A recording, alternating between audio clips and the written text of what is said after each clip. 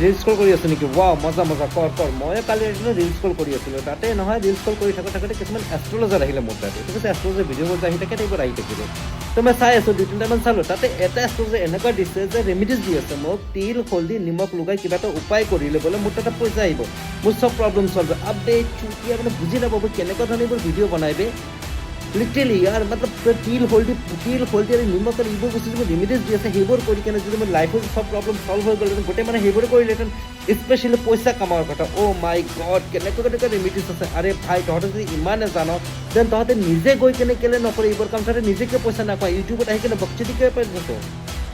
ইউটিউবত আহি বকচিদি পেলি বোলে তহঁতৰ টাইম আছে, তই বকচিদি কৰি থাকিবা। তহঁতে কিমান টকা আছে বা তহঁতে নিজে ৰিভিল কিয় নকৰ? ঘণ্টা এষ্ট্ৰলজাৰ, মই গোটেই এষ্ট্ৰলজাৰ কথা মই কোৱা নাই, কিছুমান বহুত ভাল আছে, কিছুমান ৰিয়েলিটি দিয়ে, আৰু কিছুমান এনেকুৱা বকচত আছে যিবোৰ ইউটিউবত আহি কেনে বকচিদি পেলি থাকে। এইকেইটা কথা মই কৈ আছোঁ। লুইট নিয়ে যি মই চিধাই কম।